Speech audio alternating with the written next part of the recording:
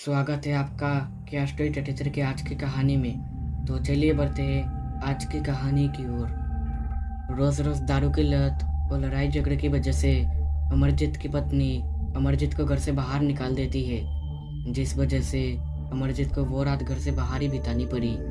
रात के तकरीबन 2:30 बजे किसी के रोने की आवाज़ से आँख खुल गई। जब उनकी आँख खुली तो उन्होंने पाया कि एक औरत उन्हीं के पास बैठे रो रही है।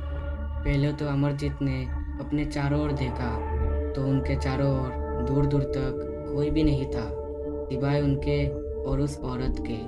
अमरजीत यह देखकर हैरान थे कि यह औरत इतनी रात के यह क्या कर रही है। इसी बीच अमरजीत ने हिचकिचाते हुए कहा, कौन हो तुम और रो क्यों रही हो?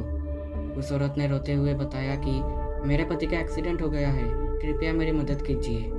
इतनी रात गए अमरजीत ना चाहते हुए भी उस औरत के पीछे पीछे चल दिए, उस औरत की मदद करने के लिए। वो कुछ ही दूर पहुंचे ही थे कि आगे से आ रही एक गाड़ी उनके पास आकर रुकी, जिसमें से 3 लड़के बाहर निकल कर आए। अमरजीत ने ध्यान से देखा तो वो सब नशे में लग रहे थे। तभी उन तीनों लड़कों ने अमरजीत और उस औरत को घेर लिया और उस औरत का हाथ पकड़ लिया।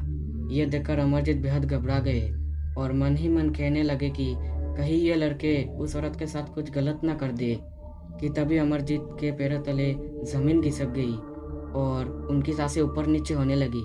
दरअसल जब उन लड़कों ने उस औरत का हाथ पकड़ा तो वो औरत अपने असली रूप में आ गई, क्योंकि वो एक डायन थी। देखने में वो इतनी भयानक लग रही थी कि उन लड़कों में खलबली मच गई। इसी बीच जिस लड़के ने उसका हाथ पकड़ा था तो उस डायन ने उस लड़के का हाथ धड़ से ही अलग कर दिया और वो उसका खून पीने लगी।